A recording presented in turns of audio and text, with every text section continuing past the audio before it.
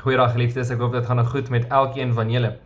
Ons gaan vandag 'n bietjie kyk na Psalm 25 en ons gaan spesiale klem lê op vers 12 tot en met vers 22. So ons gaan met ander woorde die eerste 11 verse nie lees nie, want ons gaan vandag probeer die vraag antwoord: hoe moet ek bid? Nou, ons het reeds hierdie vraag geantwoord. Die antwoord is in Matteus 6 en dit is hoe die Here vir ons sê hoe ons moet bid. Ons moet alleen in 'n kamer bid en dit is 'n saak tussen ons en God en daar is hierdie spesifieke dinge waarvoor ons dan nou moet vra.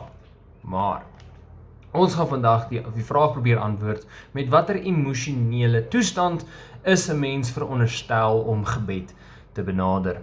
Nou geliefdes, kom ons lees die teksgedeelte, daarna sal ons na dit gaan kyk en kyk watter opmerkings en boodskappe ons daaruit kan ontvang. Kom ons lees. As iemand die Here dien, leer hy hom watter pad hy moet kies, sodat hy voorspoed sal geniet en sy nageslag die land sal bly bewoon.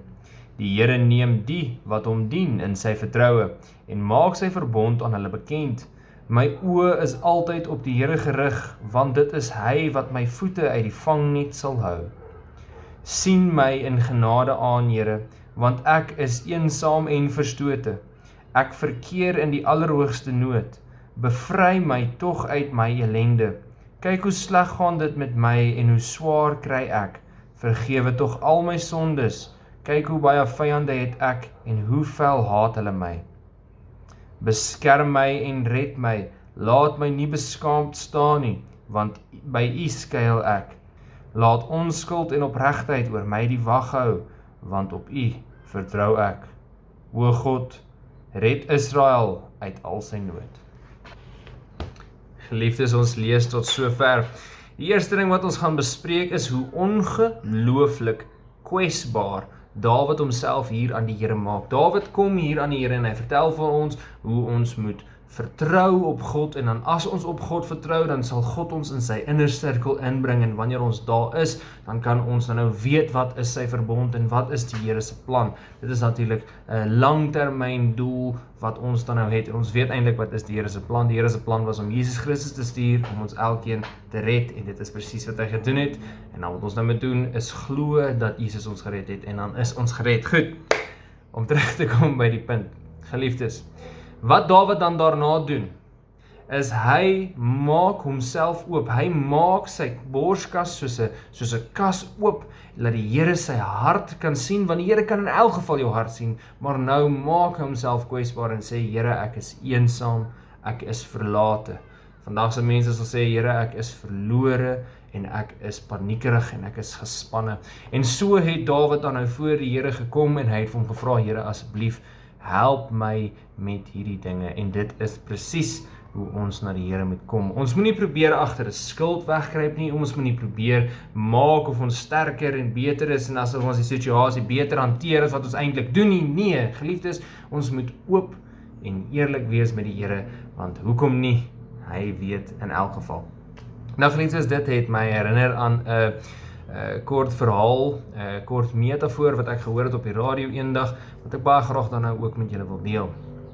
So die radioaanbieder het 'n klomp mense laat praat, laat spreekbeure hê en die vraag was, hoe hanteer 'n mens jou emosies? Wat is mens veronderstel om te doen met jou emosionele beheer? Goed, elkeen van ons het beheer oor ons emosies, elkeen van ons het nie soveel beheer soos wat ons baie graag wil hê nie, ons wil baie graag almal altyd gelukkig wees, maar dit gebeur soms dat ons kwaad word, of dat ons hartseer word. Die wêreld gebeur, en ons reageer, en so ook vra ons dan nou, hoe oefen ons beheer oor hierdie emosies uit? Goed, so die metafoor is dis as volg. Baie keer kry 'n mens mans en vrouens wat kwaad by die huis aankom of wat hartseer by die huis aankom want ietsie het by die werk gebeur en nou bring hulle half daai emosies na die huis toe en nou sit jy met hierdie kwaad man of hierdie kwaad vrou en nou haal hulle daai woede op jou uit en dis nou jou skuld want jy het nie iets so en so en so gemaak nie, jy het nie die skuld gewas nie of hoekom moet jy nog nie begin met die kos nie? Ek seker van dis 'n argument wat daar aan elke huisgesin was of nou nog is. Toe sê die man die volgende. Hy sê dat elkeen van ons het 'n emosionele kapitaal. Nou dit is nie soos die boorgaatjie wat 24 liter water het wat ons nou van 2 weke terug gehoor het nie. Nee, dit verwys na tyd en waaraan ons tyd bestee. Nee, vandag fokus ons op emosies. Nou, anders as tyd, is daar nie 'n hernie nie. Jy kry nie elke dag nuwe emosies nie. Nee, die emosies wat jy gister gehad het, gaan jy vandag ook hê. Met ander woorde, jy het net soveel kapitaal. En wat is die beste ding om te doen met kapitaal? Jy belê dit. Jy belê dit in jou huur, jy belê dit in jou huisverband, jy belê dit in jou kar of jy belê dit in jou petrol. So ook kom ons dan nou almal uit by hierdie som totaal wat jy het. En elke persoon, elkeen van ons het 'n som totaal emosionele krag. Party het definitief meer as ander, veral as ons verwys na onderwysers en mense wat in hospitale werk waar hulle 'n verskriklike hoeveelheid emosionele krag het, anders sou hulle dit nie gemaak het nie en hulle sou uitgebrand het want hulle het hierdie klomp emosies wat hulle moet bestee. Dit is ook hoekom hulle altyd so moeg voorkom. Goed. Geliefdes, so waarop dit neerkom. Elkeen van ons het hierdie kapitaal. En ons moet dan nou besluit hoe ons dit gaan belê. Belê jy dit nou in hierdie persoon wat voor jou ingery het in die verkeer en nou gaan jy 5 sekondes later kom vir jou werk want hierdie ou het nou voor jou ingedruk, dan word jy kwaad vir die persoon. Nou, om kwaad te word is normaal. Om kwaad te bly, dit is die belegging wat jy dan nou maak. As jy dan nou toelaat dat hierdie ou wat voor jou ingery het vir langer as 5 minute jou kwaad gemaak het, dan belê jy van hierdie emosies in daai persoon en in daai aksie wat gebeur het. En nou is jy vir die res van die dag kwaad want hierdie ou het nou voor jou in verkeer ingery en nou alle ander interaksies wat jy het word dadelik met hierdie kwaadheid, hierdie woedende by waarin jy is geontmoet. Met ander woorde, nou is jy kwaad vir almal en alles, want hierdie ou het voor jou ingery, en so is jou hele dag weg daarmee heen, want jy het besluit om jou emosionele kapitaal, daai klein bietjie wat jy het, te belê in kwaad word. En kwaad word vir daai persoon wat jy nooit weer in jou lewe gaan sien nie, en jy sou so 'n lekkerder dag gehad het, as jy net besluit het, goed, hy het vir my ingery, is niks wat ek daaraan kan doen nie, kom ek gaan aan met my dag. Ander ding ook, geliefdes, hier moet ons nou baie goeie onderskeid maak. Kwaad is hartseer se ouer boetie. Baie van ons word kwaad, want ons is eintlik hartseer oor 'n ding. Wanneer word jy kwaad vir iemand? Wanneer die persoon iets gedoen het wat jou seer maak, wat word jy as jy seer kry? Jy word hartseer. Dit is die veronderstelde emosie, maar baie mense, veral mans, kruip agter woede weg, want dan voel ons weer in beheer. Ons wil nie hartseer voel nie. En hierso moet ons dan nou vir vrouens sê, baie dankie dat julle vir ons wys dat hartseer is ook 'n goeie emosie om te hê, want hartseer is wat ons kwaai mans eintlik ook word, en so moet ons dan nou leer om te weet wanneer is ek kwaad en wanneer is ek eintlik hartseer. Kwaad is 'n emosie wat jy kry om jou te beskerm teen hartseer, sodat jy nie hartseer word nie. Maar later as jy mooi daaroor gaan dink, is jy eintlik hartseer dat die ou voor jou ingery het, want nou gaan jy 5 minute later kom vir jou werk. Goed, dit bygesê.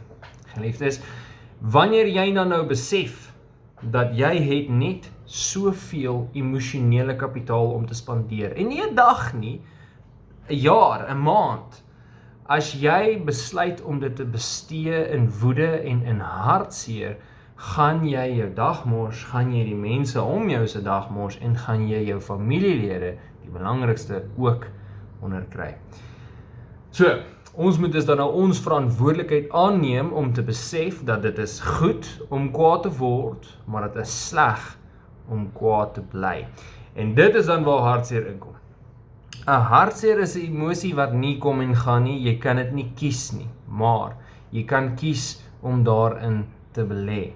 Om kwaad te word en dan daarna hartseer te word is normaal, maar om hartseer te bly en jouself nie toe te laat om ander emosies te voel, soos liefde en geluk nie, maak jy 'n slegte belegging. Dus, wanneer jy dan nou in jou dag ingaan, dan sê jy vir jouself, goed, is oké om kwaad te word, dis normaal om hartseer te word, maar dit is nie normaal om kwaad en hartseer te bly nie.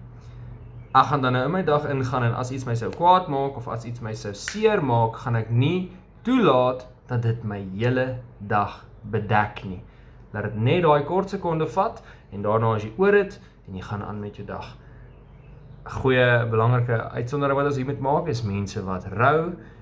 Jy kan nie net vir 5 minute hartseer wees oor ietsie wat jy verloor het of iemand wat jy verloor het nie. Dit is baie belangrik dat jy ook jouself daai hartseer, daai mismoedigheid gun sodat jy die persoon se dood kan aanvaar en ervaar in jou lewe sodat dit nie vir jou verskriklik bedroewend sal wees later in jou lewe nie, want die verlies van iemand of iets gaan jou tref. Jy gaan dit besef en daai hartseer gaan kom. Dit is belangrik dat jy jouself daai emosies gun sodat jy nie later in jou lewe minder kapitaal het om te gee want jy gee soveel aan daai hartseer of daai verlies nie. Goed. Ek hoop almal verstaan die metafoor. Ek hoop nie ek verduidelik dit te veel of te min nie, maar nou is die vraag. Wat het dit enigstens te doen met die Here?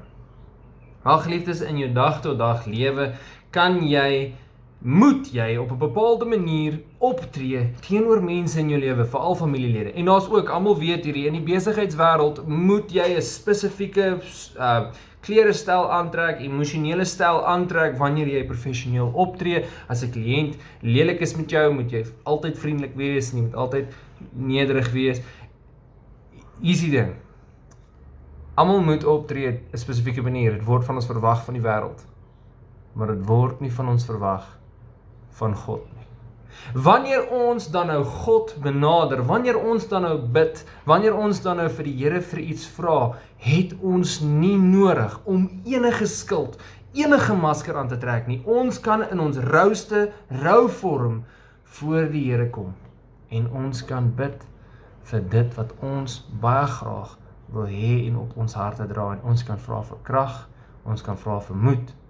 Ons moet ook dit baie keer aanvaar dat die antwoord gaan nie altyd ja wees nie, veral nie as jy iets selfsugtig vra nie, maar dat jy kan vir die Here jou hart oopmaak, soos wat Dawid dit hier gedoen het. En die Here sal jou hoor en die Here sal altyd na jou luister. En as ons nou kyk na voorbeelde in die Bybel, ons kyk na Kain wat arrogant was met die Here. Ons kyk na Job wat kwaad was vir die Here. Ons kyk na Dawid wat liefdevol teenoor die Here gepraat het. Ons kyk na Samson wat vir die Here gesê het, Here het my hierdie groot oorwinning gegee en nou gaan ek doodgaan van die dors, en toe stuur die Here water. Die een ding wat ons uit al hierdie klein verhaaltjies uithoor, is dat die Here, maak nie saak waar hy was nie, het hierdie mense met liefde ontvang. So maak nie saak met watter emosie jy na God toe gaan nie, die Here sal jou met liefde ontvang. As jy nou kwaad is, as jy nou hartseer is, as jy nou bedruk is, of jy nou gespanne is, of jy nou angstig is, as jy na God toe gaan met hierdie emosies, gaan hy jou elke liewe keer met liefde ontvang. Die vraag was, hoe moet ek emosioneel teenoor God optree? En die antwoord is, maak nie saak hoe jy voel nie. Maak nie saak wat het oor jou lewe gekom nie. Maak nie saak waar jy jou emosies belê het nie. Die Here gaan jou ontvang met liefde. En die enigste emosie wat jy regtig moet voel voor die Here is kwesbaarheid. Nou die Engelse woord is daarvoor, is vulnerable. Jy moet saggies en oop en eerlik wees wanneer jy met die Here praat, want hy weet in elk geval wat jy vir hom wil vra, so jy kan net so wel. Nou, daar is natuurlik 'n klomp reëls en regulasies van dinge waarvoor 'n mens mag vra, maar die Here weet in elk geval wat gaan jou hart aan, so jy kan net so wel met hom 'n oop en eerlike gesprek hê van alles wat met jou aangaan en alles wat jou pla. Wie anders sal vir jou so mooi luister soos die Here. Goed, geliefdes, tot sover. Kom ons sluit die oë. Here God, ons Vader, ons vra dat U ons die vermoë sal gee om beheer te kan uitoefen oor ons emosies. Gee ons die vermoë om te weet wanneer ons kwaad word, is dit normaal, maar om kwaad te bly is nie. Here, ons vra dat ons nie ons emosies sal bestee in onnodige dinge nie, maar dat ons dit sal belê in dinge wat belangrik is vir ons. Here, ons dra die gemeente aan U op en vra dat U na elkeen sal, wat sy gesondheid nie na wense is nie, selfs die mense wat emosionele spanning en stres het. Here, ons vra dat U sal gaan met elke gemeentelid, elkeen wat hierdie film kyk, dat hulle gesond sal wees, gelukkig sal wees en vreugde en beskerming by U vind. Ons dra die week se verrigtinge aan U op en ook ons sondes en vra dat U ons sal bly vergewe en ons weer veilig in die Vaderhuis laat bymekaar kom. Ons vra dit alleen uit U genade. Amen. Geliefdes, ontvang nou die seën van die Here. Genade, vrede en barmhartigheid vir julle in die naam van die Vader, die Seun en die Heilige Gees. Amen. Julle moet 'n baie lekker week verder hê. Totsiens.